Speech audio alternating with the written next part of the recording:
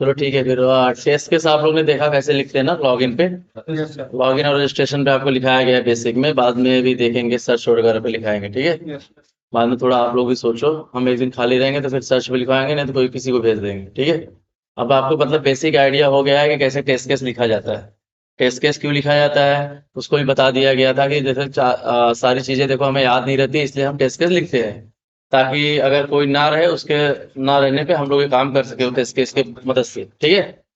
तो फिर काम ऐसे भी चल रहा था, बाद में हमने बोला यार कि अब एक चीज आया टेस्ट के डिजाइन टेक्निक, ठीक है। टेस्ट के डिजाइन टेक्निक का मतलब या तो ऐसे बोलो या तो बोलो test case writing testing technique, कि ये टेस्ट केस नहीं है, ये टेस्ट केस को लिखने का तरीका है, ठीक है।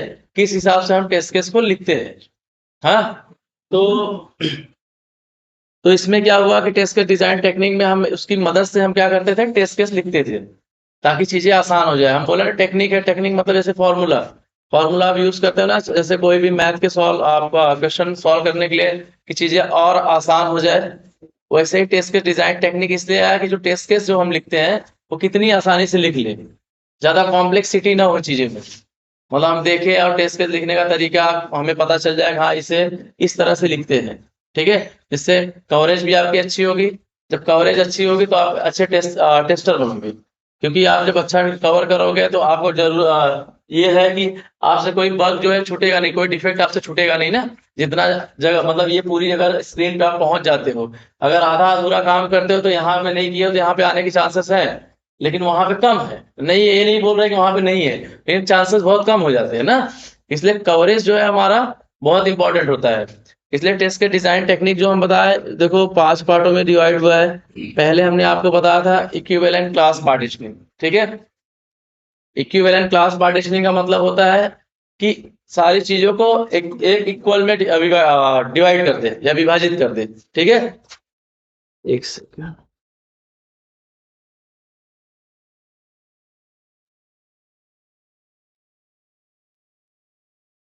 एक हमने क्या बताया था, ईसीपी ना, ईसीपी बताए थे, इसका फुल फॉर्म है इक्विवेलेंट क्लास पार्टीशनिंग। हम पहले बताए थे, लेट सपोज ऐसे समझ लो तुम्हारे पास 500 डेटा या 1000 डेटा है या 2000 डेटा है, ठीक है। तो उसको हम क्या करेंगे, सारे डेटा उसको एक एक करके टेस्ट करेंगे। एक एक टेस्ट एक डेटा को क्या करेंगे, हमें एक रिक्वायरमेंट आए कि ये सारी डेटा को आपको टेस्ट करना है। ये आपके पास एक टेक्स्ट बॉक्स है, उस टेक्स्ट बॉक्स में हर डेटा को डालना है, अल्टरनेट एक एक करके डालना है। तो आपको देखना है कि कौन सी डेटा एक्सेप्ट कर रही है टेक्स्ट बॉक्स और कौन सी डेटा एक्सेप्ट नहीं कर रही है टेक्स्ट बॉक्स। उसी के बिहाफ पे हम पास और फेल बताएंगे, वो डेटा पास है या फेल है, ठीक है। तो काम ऐसे भी हो रहा था पहले, हम एक एक करके देख सकते हैं और बहुत अच्छा भी होगा, कि ये नहीं है कि बहुत अच्छा नहीं होगा, बहुत अच्छा एक एक डेटा को हम टेस्ट कर रहे हैं। बट उसमें क्या होता है कि टाइम कंज्यूमिंग होता है, बहुत ज्यादा टाइम लगेगा। जब एक एक चीज को आप बार बार डालोगे एक टेक्स्ट बॉक्स में, जो काम आपको मतलब वो काम करने में आपको समझ लो कम से कम 2 दिन जा सकते हैं आराम से। 2000 डेटा है, 2000 डेटा को अगर आपको एक एक करके टेक्स्ट बॉक्स में डाल के उसको टेस्ट करना है तो 2 दिन जाएंगे, क्योंकि 8 घंटे की आपकी जॉब होती है ना। 8 घंटे के बाद घर पे करो उसका कुछ मतलब मायने नहीं है, लेकिन एक ऑन एन एवरेज हमको एस्टिमेट देना होता है कि इतने टाइम में हम इस चीज को करेंगे, ठीक है। तो हम क्या करेंगे, उसलिए हम पिक्चर में लेके आया ईसीपी को। ईसीपी क्या कहता है कि भाई कि इक्विवेलेंट क्लास पार्टीशनिंग, सारे 2000 डेटा को आप क्लास में डिवाइड कर लो। हमने समझ लो सारे डेटा को 200 के क्लास में डिवाइड कर लिया, ठीक है।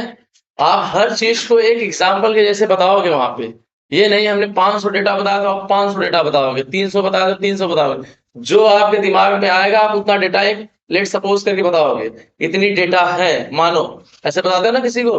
हमें अगर आपको समझाना रहे तो कैसे बोलोगे कि सर समझो इतनी डेटा है, उस डेटा में से हमें सारे डेटा को टेस्ट करना है। तो उस डेटा को पॉसिबल तो है, लेकिन टाइम कंज्यूमिंग बहुत ज्यादा है। उसके लिए हम क्या करेंगे, हर एक डेटा हर एक टेक्स्ट बॉक्स में एक एक डेटा को डालने के बजाय हम उसको क्लास वाइज डिवाइड कर लेंगे, ठीक है। अब हम लोग समझ लो 2000 डेटा को 10 क्लास में डिवाइड कर लेंगे, ठीक है। तो 200 के क्लास में डिवाइड कर लिए, तो कितनी क्लास बनी, 10 क्लास बनी। अब 10 क्लास में से हम क्या करेंगे, एक या दो डेटा को उठा के उस टेक्स्ट बॉक्स में डालेंगे और उस टेक्स्ट बॉक्स में देखेंगे कि ये डेटा एक्सेप्ट कर रहा है कि नहीं कर रहा है। अगर डेटा एक्सेप्ट कर रहा है तो पूरी क्लास को पास करेंगे, अगर एक्सेप्ट नहीं कर रहा है तो पूरी क्लास को फेल करेंगे, ठीक है। अब हमारे दिमाग में आया है ये चीज कि यार कैसे हमें पता चला कि वही वाली डेटा हमको डालनी है। यार पता चला हमने 196 और 172 वाली डेटा डाली थी, 2 डेटा। पता चला 121 वाली डेटा रॉन्ग थी। उसको हम टेस्ट करते शायद वो फेल हो जाती इसमें, ठीक है? तो उस समय तो आप उस क्लास को पास करोगे, लेकिन जब आगे जाके अगर इश्यू आएगी, तो हमें जाके 1800 डेटा पे काम नहीं करना होगा ना, हमें सिर्फ 200 डेटा पे काम करना होगा। इससे हमारी टाइम बची ना, तो बाद में अगर हमें कहीं डिफेक्ट मिला कि भाई चलो फिर हम 200 डेटा पे काम करेंगे, ना कि वो 1800 डेटा पे काम करेंगे, ठीक है? इससे क्या हुआ, हमारा टाइम भी बचा, स्मार्ट वर्क किए हम लोग और फटाफट काम, मतलब हमको रिजल्ट भी मिला, ठीक है? हर डेटा अपने आप में इंडिपेंडेंट है, किसी पे डिपेंड नहीं है, ठीक है? ऐसा नहीं है कि इन्हें बुखार हुआ तो आपको भी बुखार हो जाएगा, ऐसा नहीं है ना। ये हेल्थी है, तो इनको आप बाद में भी देख सकते हो ना, इनको बुखार नहीं है तो कोई बात नहीं। इनकी इनकी पढ़ाई अलग है, आपकी पढ़ाई अलग है, कोई बीए किया है, कोई बीएससी किया है ना, सब अपने में इंडिपेंडेंट है। जरूरी नहीं है कि एक डेटा खराब हुआ तो उसकी वजह से वो डेटा भी खराब हुआ, ठीक है? वो डेटा अच्छा ही हुआ जो भी है, ठीक है? तो हर डेटा, अगर कोई डेटा पास हो रहा है तो उस समय हाँ, अब दिमाग में ये आता है कि यार हम डेटा उठाएंगे कहाँ से, हमें पता कैसे चलेगा कहाँ से डेटा उठाना है? तो यार एक चीज है डिफेक्ट क्लस्टरिंग, ठीक है?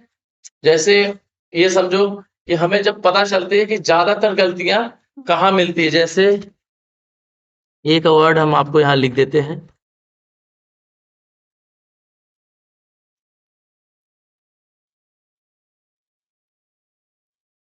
ठीक है?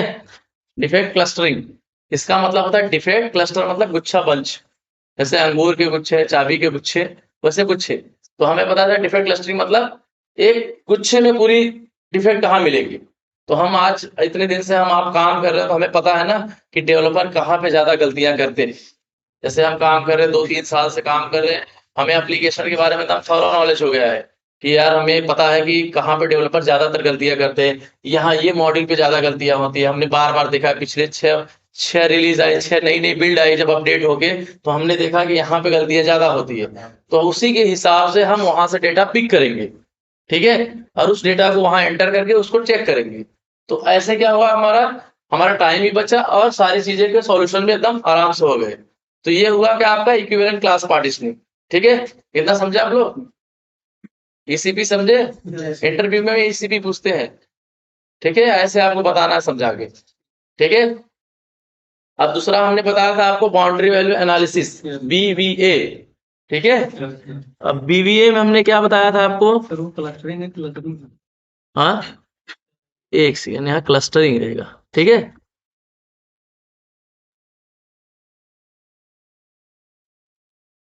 क्लस्टरिंग, बरोबर, चलो ठीक है। और एक हमने क्या बताया था आपको? बीवीए, ठीक है? बीवीए मतलब बाउंड्री वैल्यू एनालिसिस, ठीक है? बाउंड्री वैल्यू एनालिसिस मतलब ऐसे हो गया, समझ लो ऐसे, जैसे हमें ये रिक्वायरमेंट में हमें पता है यार कि ज्यादातर गलतियां क्या होती है, बाउंड्रीज पे होती है, स्टार्ट और एंड पे होती है ना। हमें पता है यार ये गलतियां कहाँ पे होती है ज्यादा, हमें रिक्वायरमेंट में आया कि भाई देखो ज्यादातर गलतियां तुमको स्टार्ट और एंड में मिलेगी। अब जैसे इक्विवेलेंट क्लास पार्टीशन मतलब हमने बोला कि 1 से लेके 2000, ठीक है? और उसकी बाउंड्री क्या हुई, 1 और 2000 ना, 1 और 2000 ने यहाँ से बाउंड्री, वहां से बाउंड्री, ठीक है? तो हमें पता चला यहाँ पे गलतियां होती है, तो हमने एक यार एक फॉर्मूला यूज किया था, a+1 b, a+1 a-1, b+1 b-1। Let suppose हमने a को माना 1 और b को माना 2000, ठीक है? 2000 - 1 1999 समथिंग ऐसे ना, और 2000 + 1 कितना होगा, +1 हो गया 2001, ठीक है? और ऐसे 1 0 1 2 ऐसे ही ना। तो वो हमें क्या हुआ, बाउंड्री की वैल्यूज को हम एनालाइज करेंगे इस बिहाफ पे, ठीक है?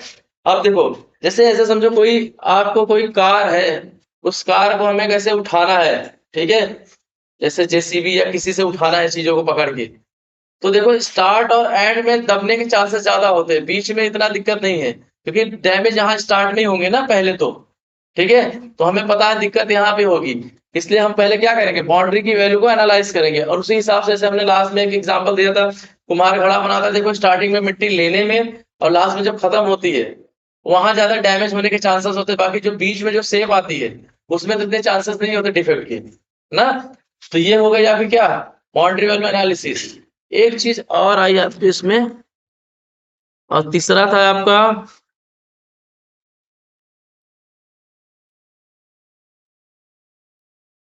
हम्म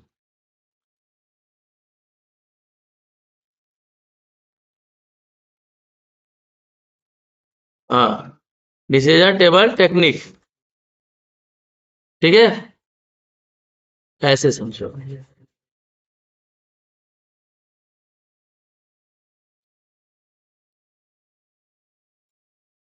पेंट है,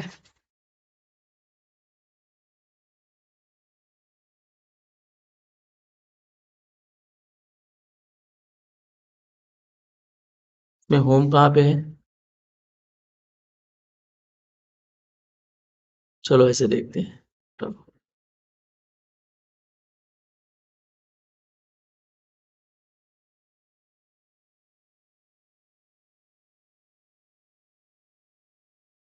इसमें होम कहाँ पे है?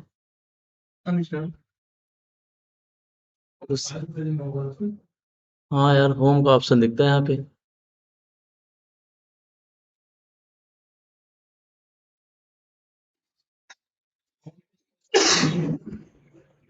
हम्म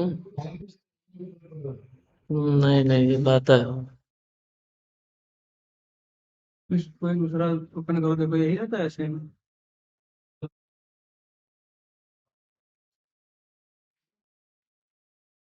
देखो जरा इसको।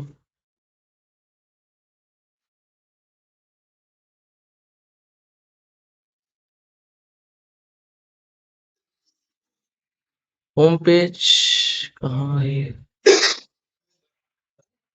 कहाँ पे जरा देखो। इसमें है उसमें रहेगा, इसमें देखो कहाँ पे। मेरे में भी था।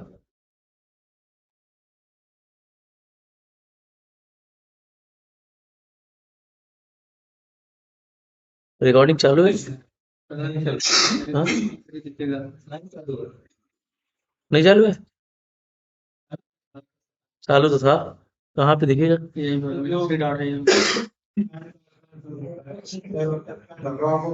वही है, वही। ठीक है, तो अब हमने पढ़ा इक्विवेलेंट क्लास पार्टीशनिंग और बाउंड्री वैल्यू एनालिसिस। ठीक है, अब हम पढ़ेंगे डिसीजन टेबल टेक्निक।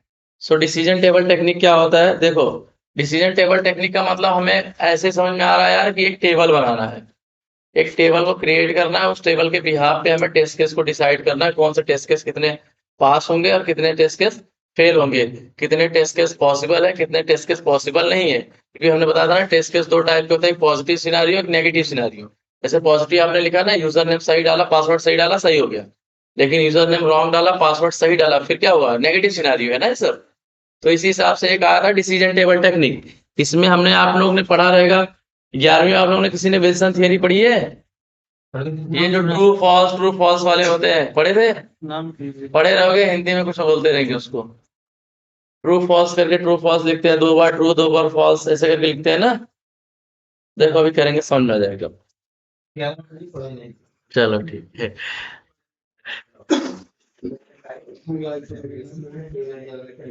चलो देखो, डिसीजन टेबल टेक्निक में ये होगा।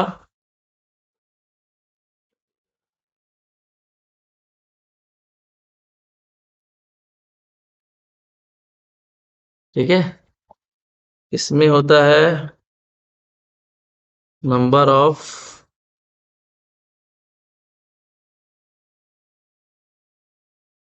Test cases is equal to number of rows. ठीक है,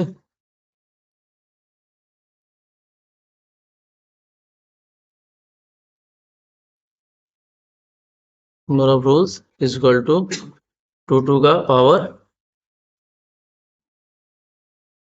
ठीक है, बता दें। देखो, अब ऐसे समझो, जैसे समझ लो, लाइव एग्जांपल देखते हैं। जैसे आप यहाँ पे आए, ठीक है, मोड़ में आए यार, आपको एक मेडिकल शॉप खोलनी थी। ठीक है, मेडिकल शॉप खोलनी है आपको, फिर पता चला यार मेडिकल शॉप में बड़ी कंपटीशन है, यहाँ पे 3-4 नियर बाय सब नजदीक नजदीक है। तो हमें यार कुछ स्ट्रेटेजी बनानी पड़ेगी, कुछ हमें प्लान करना पड़ेगा कि कैसे हम अपने मेडिकल को हिट करें, कैसे हमारा धंधा बढ़े, बिजनेस बढ़े।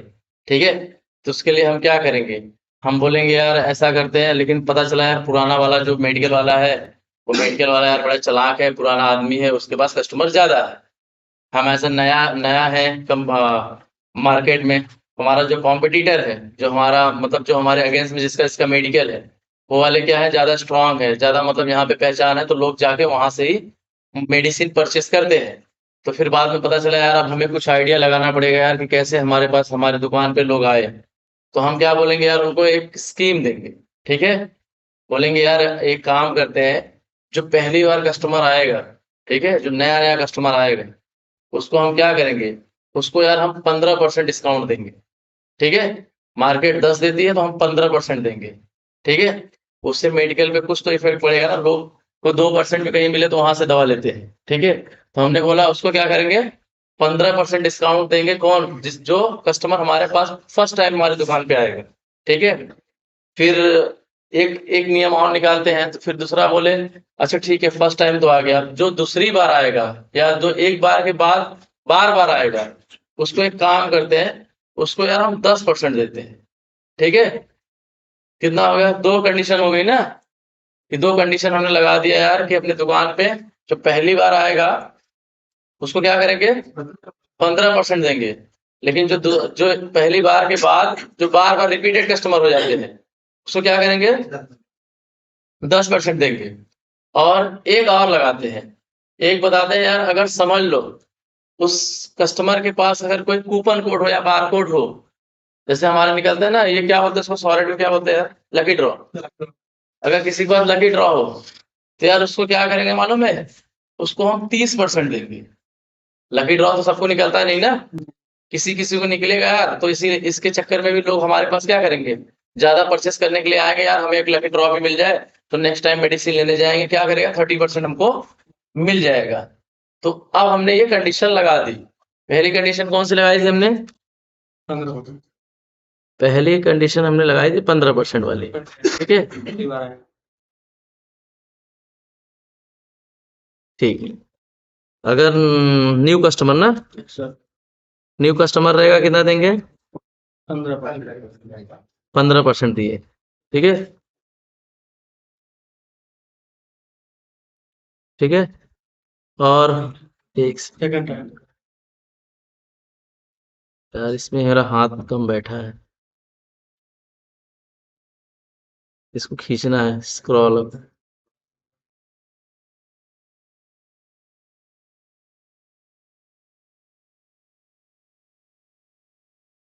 ठीक है, ये नया कस्टमर हो गया। ठीक है, अब ओल्ड कस्टमर रहेगा। ठीक है, ओल्ड कस्टमर बोल सकते हैं, इसको कितना देंगे हम, 10%। ठीक है, और एक कूपन कोड वाले रहेंगे, कूपन कोड वाले कितना देंगे, इसको 30% दे देंगे।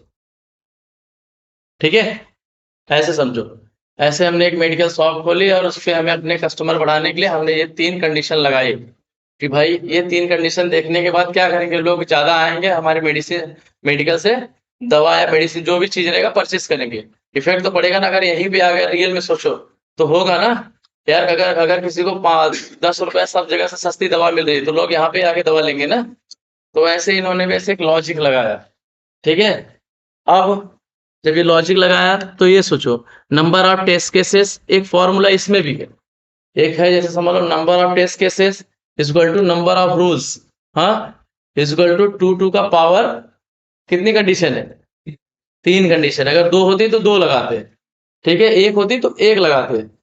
नंबर ऑफ टेस्ट केसेस का मतलब क्यों 2 ही लिखे यहाँ पे, ये सोचो, यहाँ टू का पावर क्यों दिए, यहाँ पे 3t का पावर दे सकते थे, क्यों लिखे बताओ, क्योंकि नहीं, क्योंकि इसलिए क्योंकि हमारा जो टेस्ट केस होता है, 2 ही चीज होता है ना, एक पॉजिटिव और नेगेटिव सिनेरियो। ठीक है, इसलिए 2 लिखे। ठीक है, इसलिए 2 लिखे, टू का पावर कितनी कंडीशन है, यहाँ पे क्या लिखेंगे, 3। समझे, अब फिर कितना होगा यहाँ पे ये बताओ, अब यहाँ पे टू का पावर कितना बताया हमने? 3 ना। यहाँ पे 3 की जगह नंबर ऑफ कंडीशन लिखना है आपको, ठीक है। यहाँ पे लिखा है, सेकेंड, देखिए, हाँ,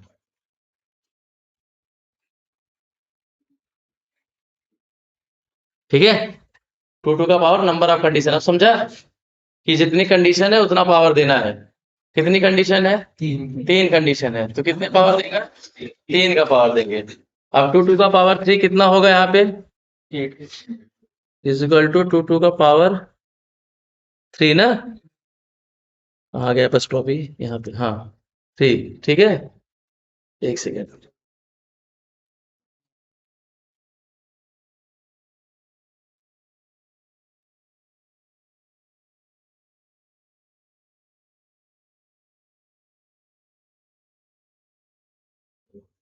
यहाँ पे ना। अब कितना होगा ये? कितना होगा? 8। 8 कैसे होगा बताओ?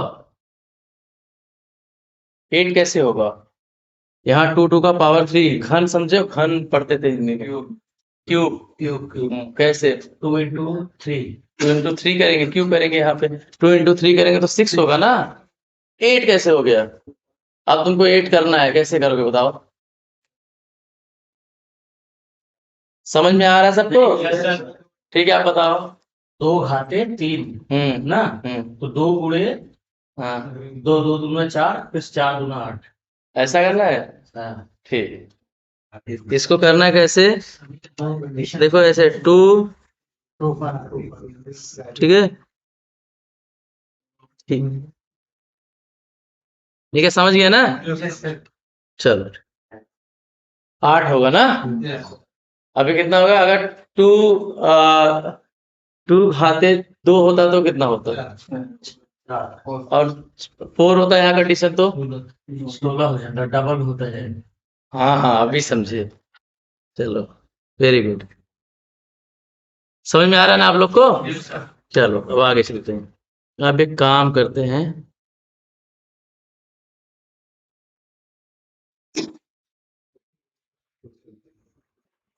अब हम यहाँ पे ना एक कॉलम बनाते हैं ऐसे।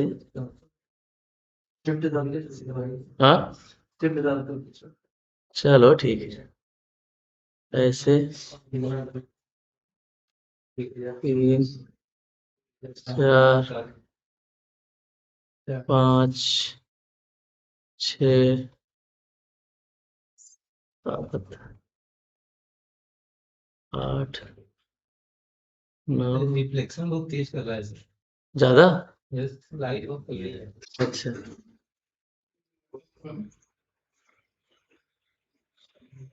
केवल सर लाइट स्लो करने वाला ऐसा सिस्टम नहीं है। हाँ, लाइट स्लो करने लगा रहेगा ना, ब्राइटनेस कम होगा। लाइट वहां से कम होगा ना। अच्छा ये समझ स्टार्ट चलो,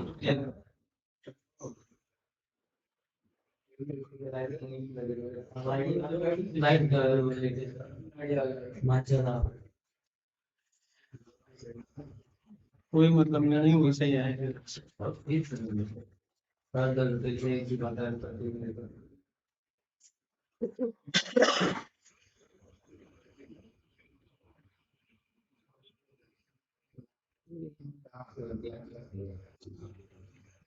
बता रहे थे अगर घूम रहे थे टेबल बोल से बात करेंगे इसमें जो बता रहे थे कि घूम रहता है। हाँ, बताएंगे भाई, ठीक है। ऐसे एक टेबल बन गई, विल्सन थियरी में ऐसे ही था। एक टेबल बनेगी, उस टेबल को ऐसे करना है हमको, ठीक है। अब बता दे, आपको समझ में आएगा एक ही बार में, टेंशन मत लो। ये भी, ये कुछ नहीं है। अब क्या करते हैं, हम यहाँ पे लिखते हैं। पहले एक काम और करते हैं, यहाँ पे ऐसे करते हैं, ठीक है। अब इसकी साइज, फॉन्ट वाली साइड कहाँ, साइज कहाँ गई यार? साइज जहाँ से कम किए थे अपन,